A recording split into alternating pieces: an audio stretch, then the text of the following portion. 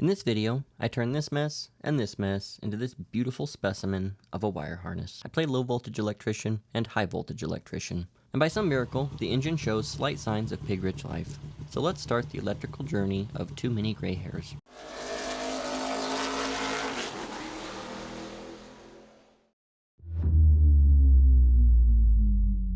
Last video, I had this printed, and then I polished it to make the most custom intake tube I've ever seen. To finish the intake, I had to plug the remaining holes with fittings and vacuum hose to anything that needed a vacuum or boost reference. And that brings us full circle to this glorious disaster. So instead of that, let's build plug wires, because that seems like a whole lot of work for future Justin to deal with, and plug wires are a lot easier.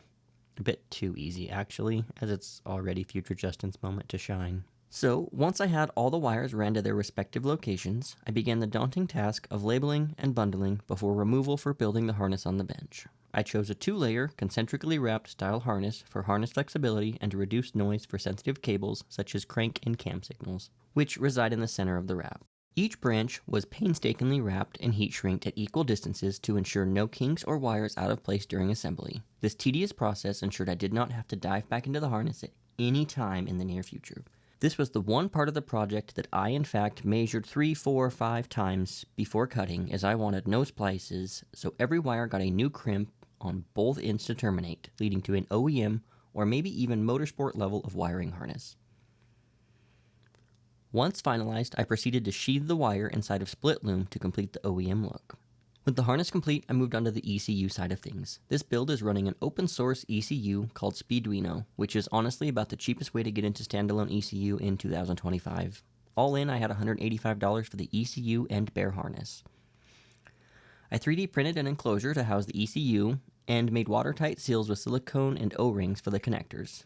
The map is fed through a bulkhead fitting to the onboard map sensor. After completing the ECU, I then made a motorsport style switch panel to control the fuel pump, injectors, coil, and ECU power supply. This makes for easy troubleshooting and to isolate systems in the future if needed. Plus, I think it looks kind of cool. Now, for the first big hurdle. All this electricity and no grounding spots due to a fiberglass body.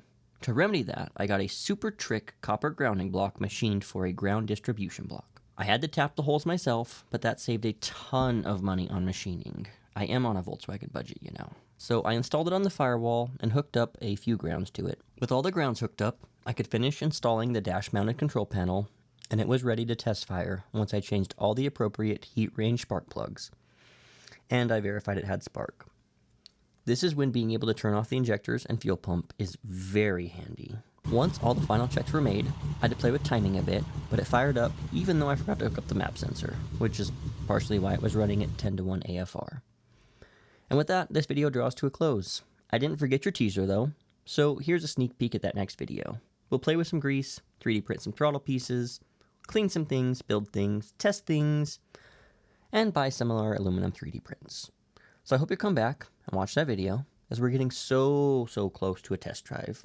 And believe me, future Justin, when I say this thing makes all the right noises on that test drive. So make sure you're subscribed so you don't miss out on all the fun.